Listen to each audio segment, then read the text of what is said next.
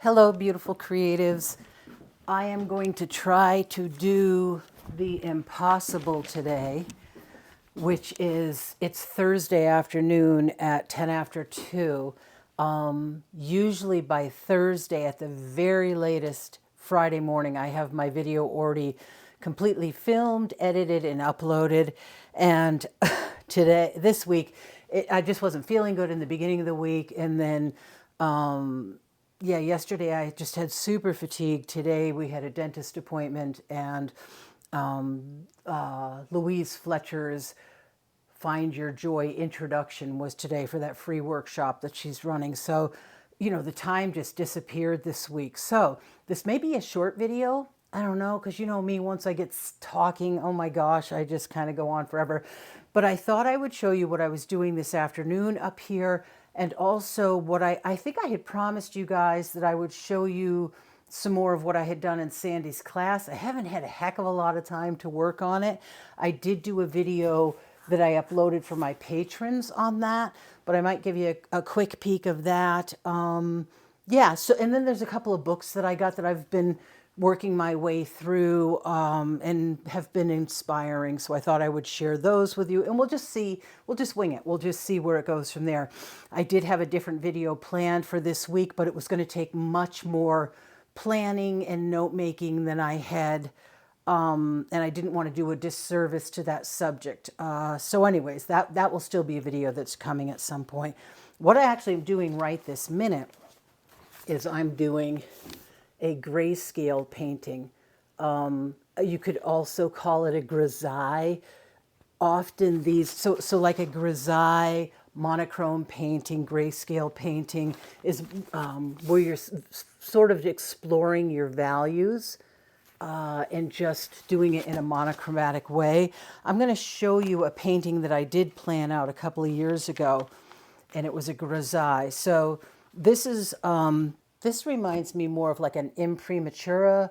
That is where you take like burnt umber, raw umber, and you do like a thin transparent layer of your whole painting. This is a drawing in sanguine, not a painting, but this kind of reminds me of what they end up looking like. You take one color and you sort of do your mid-tones, and then you come back in with your oil painting and you do your darks, and you add your darks and your lights. I'll show you, if you don't know what sanguine is, this is a box of sanguine and sepia chalk. So that is this colored chalk, and really pleasant to do life drawing with. So that's, but even, actually I'm getting ahead of myself. Even before I did this in sanguine, this was my initial sketch. This was just graphite, no, charcoal. Yes, this was a charcoal drawing that I did of this girl, sort of a grayscale, figuring things out, placement of things. Then I went back in and did a sanguine drawing of her and focused more on values, a little bit more on values in that, and refining my shapes.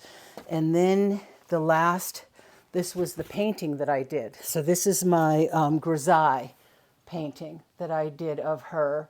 And this has all of the values, everything. It's like a finished painting, but it's just done in grayscale. So I'm obviously not painting this realistic anymore, but just to show you the different steps that I used to take when I was planning a painting and doing a painting, and to show you a little bit of the grisaille, what a grisaille looks like. So that's kind of what I had in mind when I was doing this today. Was I took a really complicated picture and I took a big brush, fairly medium-sized brush, but for the size of these little birds, this felt like a pretty big brush. Just sort of mixed up some grays and just went at it to try to get my values down and make so that I was, because it was such a complex subject, I wanted to figure out my shapes and values before I even thought about color. And what this bird actually looks like is, actually, I think I'll just flip the camera around and show you a little bit of what I've done that was inspired by Sandy's class. I didn't actually paint the paintings that she painted, so it's different, you know, and I kind of went off on my own way, which I think so many of us do that when we take a class. But I'll show you what led up to this grisaille that I did today. Okay, so I already showed you guys the warm-ups that I did. She had us do contour drawing, blind contour, contours where you were looking, left-hand drawing. So those were the warm-ups. And then this was 3 minutes, 3 minutes, 2 colors, 2 hands. So you had a color in each hand. This was 7 colors or 7 mediums in 7 minutes. And I had done, I talk more about this in the Patreon video about the difference between these two and what that was all about. This was kind of getting tight. This one with the 7 minutes was a lot of time, I felt like, for this drawing. So I was tightening up a little bit. And then she had us do an upside down one. So this one was done upside down. And we had, I didn't write down how many minutes we had on that one, but just to show you there again how tight this one was, drawn right side up in 7 minutes, and then this one, how loose this one was drawn upside down. So that's kind of a fun way to loosen up. So this one, I kind of went off on my own and did on my own. This was done with mixed media.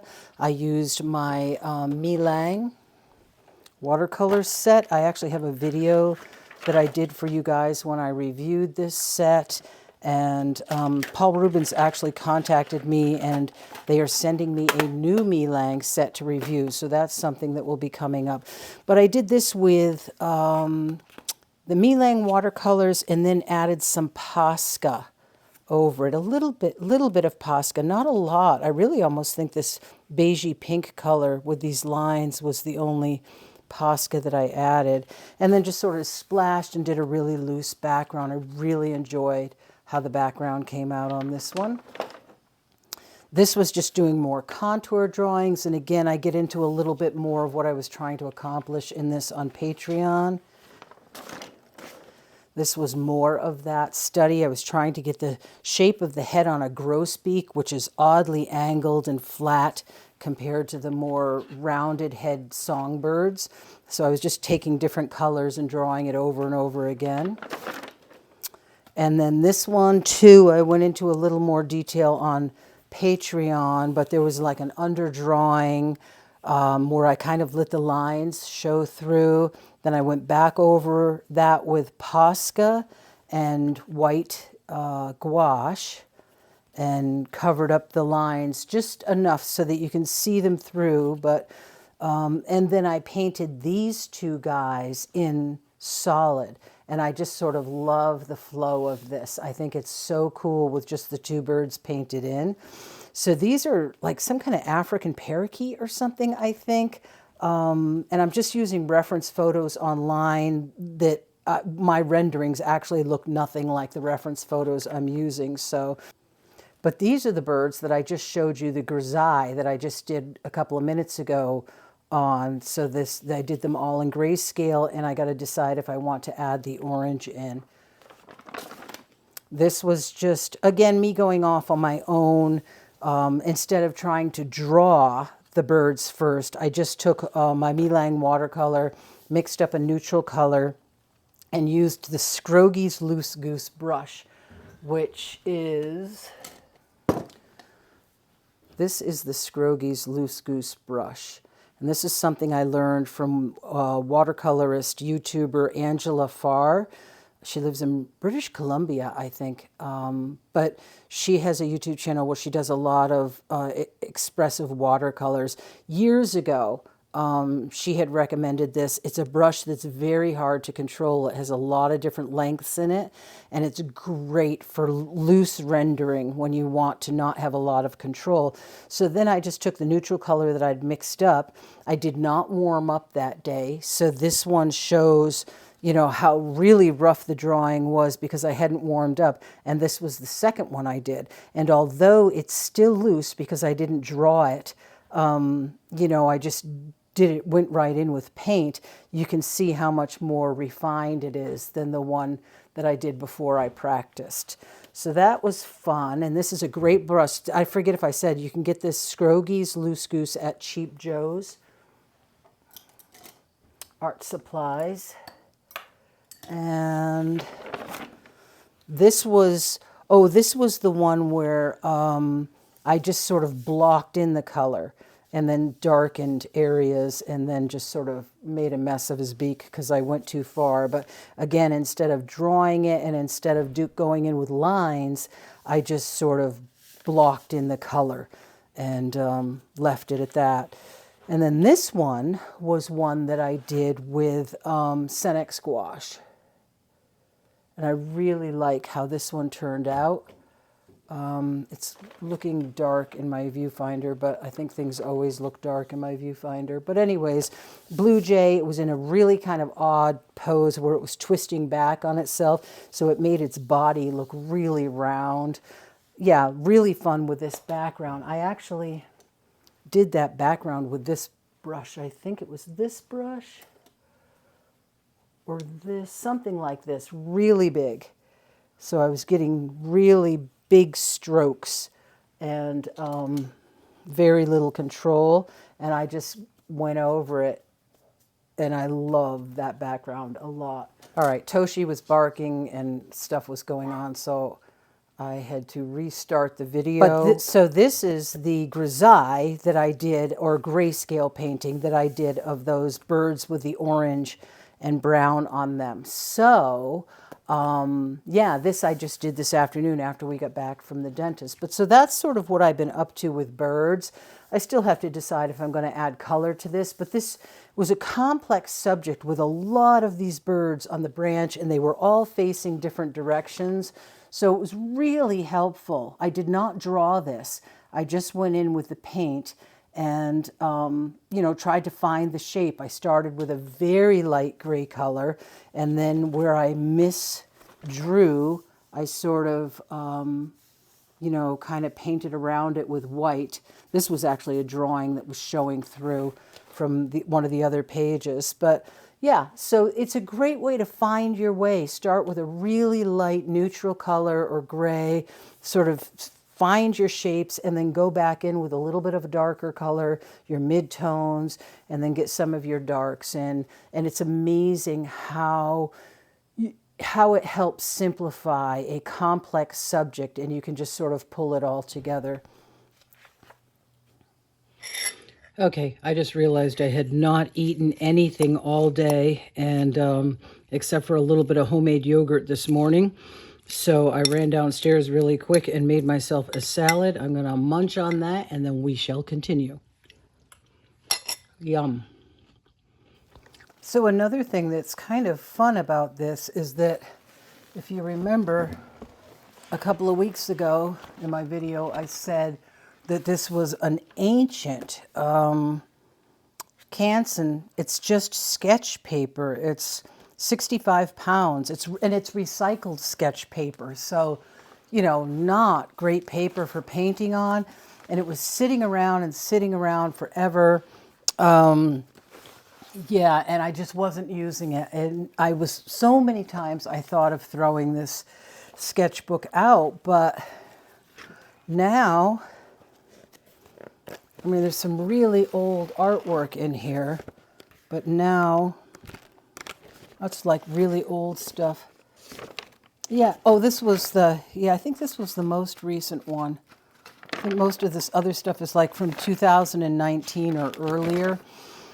Yeah, so this was that pastel that I did. I showed in an earlier video, an abstract. I actually did a Patreon video on this, and I did a Patreon demo on this that actually just went up today. Well, today, Thursday, so it'll be up by Saturday already. This was, yeah, this one I did a demo on, a little bit of a demo. I don't think I filmed the whole process. But this is all just paper that would have gotten chucked out. And it ended up working fine for just acrylics. And I did not gesso these. I just went right in and painted on them. So you can see that they didn't waffle much. I mean, it really, 65-pound paper, it really held up. People get so carried away with, you know, archival and has to be 300-pound watercolor paper, mixed media paper. Just explore, just experiment. You know, it really doesn't have to be great art materials for you to have a lot of fun and to learn a lot. So all of this art got done in a sketchbook that I was going to throw out. And because it's so inexpensive and it's such cheap drawing paper, I didn't feel precious at all about any of this work. I felt really free just to create whatever. In hindsight, I kind of wish I had done this one on better paper, but it's all good. You know, it's fine. There's, aside from this painting, there's only one sheet of paper left in here. And then I'm done. And I got a lot of work done in this. Really and truly thought many times about throwing it out. So I have a little bit of paint left on my palette, and what I think I'll do later on is just use my palette knife and just do something on this piece of paper, do something experimental. But the other thing that I would like to show you guys, I don't know if I've got any, oh yeah, this was some life drawing stuff that I did, but this was a bird that I did with my diamine ink. And this was one that I did with my diamine ink in those really inexpensive fountain pens that I showed you in another video. So those were kind of fun to do. And this was another one that I did with fountain pen the other night. Yeah, so just been working in my sketchbooks and my art nest on the days that I don't feel good. These are a couple of books I got, and I haven't gotten that far in either of them. I actually just started reading both of them, but they're inspiring. This, I guess I'll start with this one, Painting and Reinterpreting the Masters. This book talks a lot about the importance of doing master studies and drawing from master paintings, you know, paintings of the old masters, really studying the values and the shapes. Talks a lot about Rembrandt, and this is a Picasso. Just really goes into detail about how the masters copied each other and how they developed over time, that how you can see in their work they developed over time from the artists that inspired them. So it's a little bit of a dense read, you know, but I would not buy this book just to look at the pictures.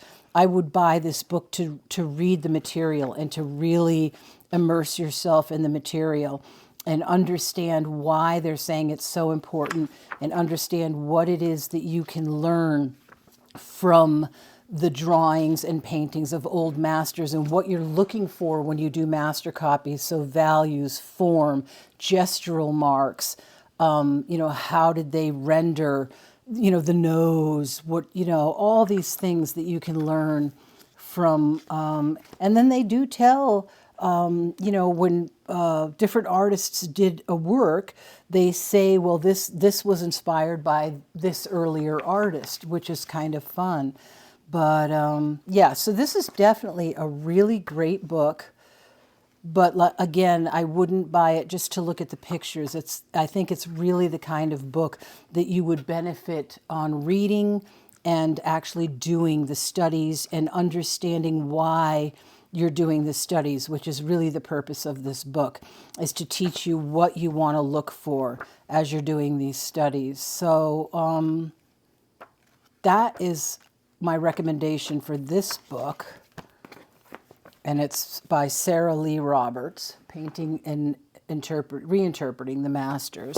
I will try to remember to link everything I'm talking about below. Most things that I talk about in all of my videos can be found in my Amazon store. So at that Amazon, my favorites list link, Amazon favorites list link, and I post that underneath every video. These two books I do not have at that link yet, so I will try to remember to post these separately. But this one, Experimental Drawing, just came yesterday, so I just started it. And it's by Robert Kaupelis, Kaupelis, probably butchering that. Sorry, Robert. And this is creative exercises illustrated by old and new masters.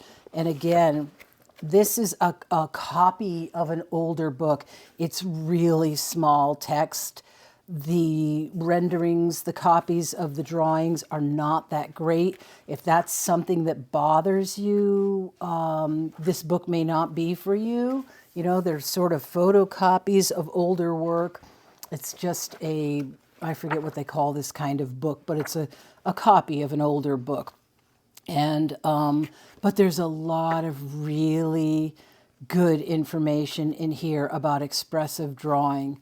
And yeah, a lot of good learning in this. Gestural marks again.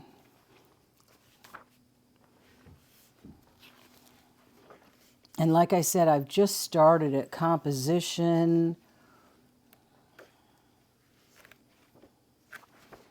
Yeah, it's a good book. It's a really good book. Contour, gesture, and modeled drawing.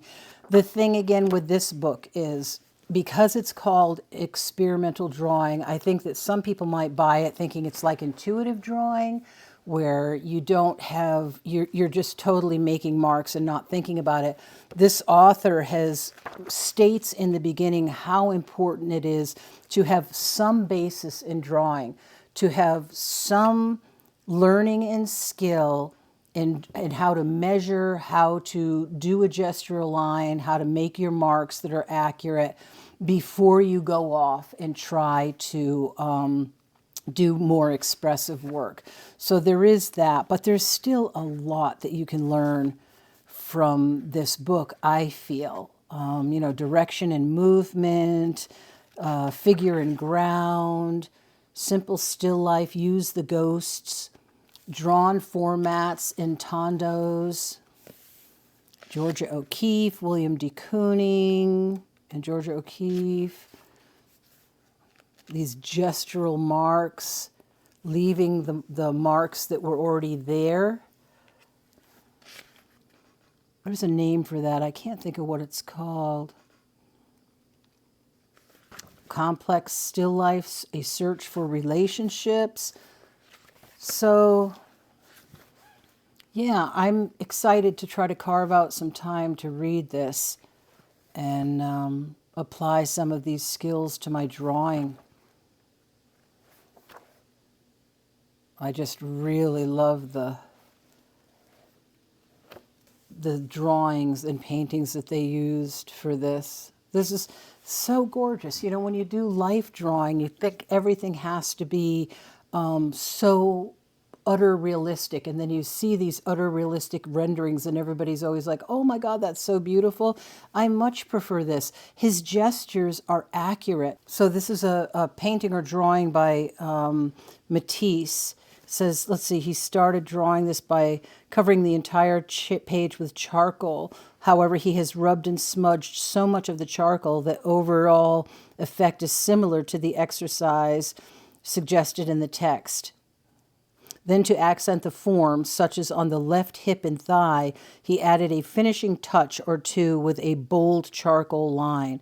Notice how the direction of the tones, especially around the feet and legs, help describe the space around the figure. So negative space, filling in negative space to describe this line and define this line.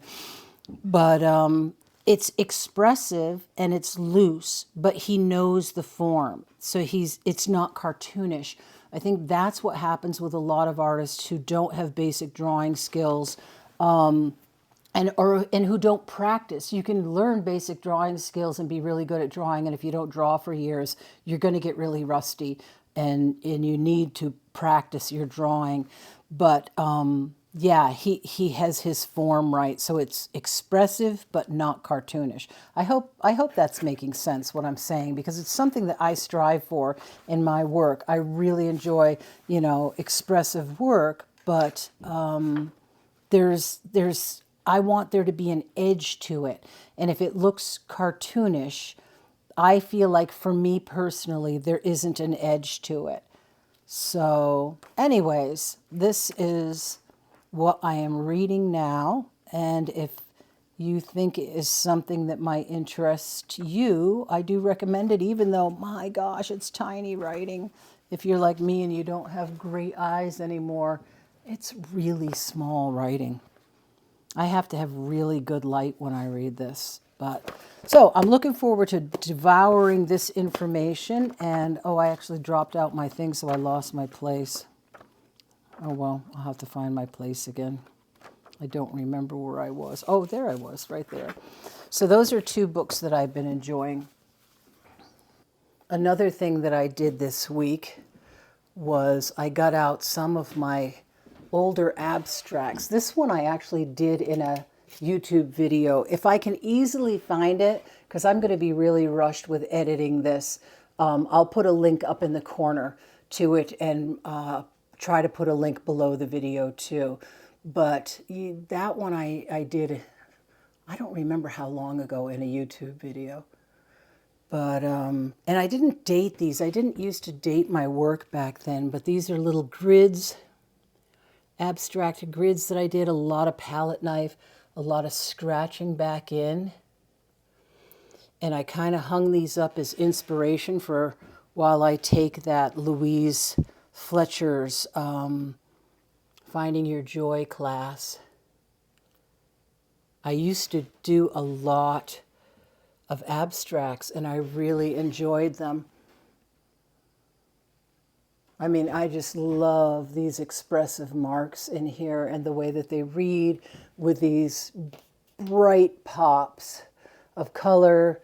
Again, this quinacridone gold, oh, just layered over other colors. I love quinacridone gold.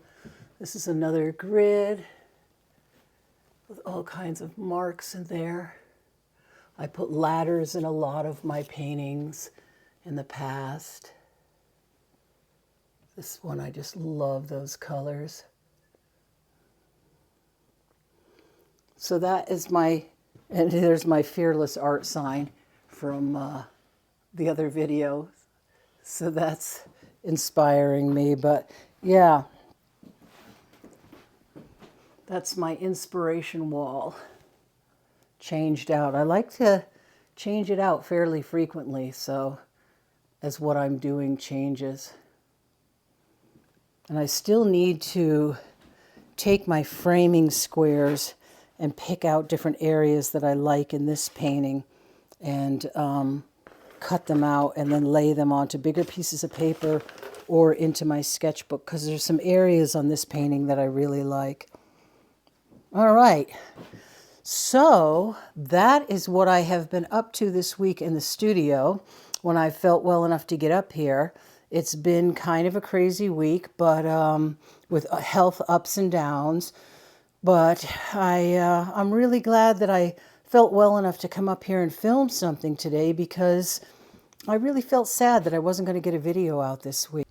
Hopefully I can get this edited and uploaded tomorrow so that it will be there for you on Saturday morning. Okay guys, I hope you enjoyed this video. Maybe it was a little hastily put together this week, but I really wanted to get something out for you. So I look forward to hearing from you in the comments. And let's use for a secret word this week, new books. New books. Type new books in the comments if you are still watching at the very end, and that will let me know that you are one of my super supporters and subscribers. And yeah, it always means a lot to me to see you guys type the secret word in the end. I will see you next week. If you're a patron, I will see you on Patreon. So take care, guys. Mwah. God bless. Have a great creative week. Bye-bye.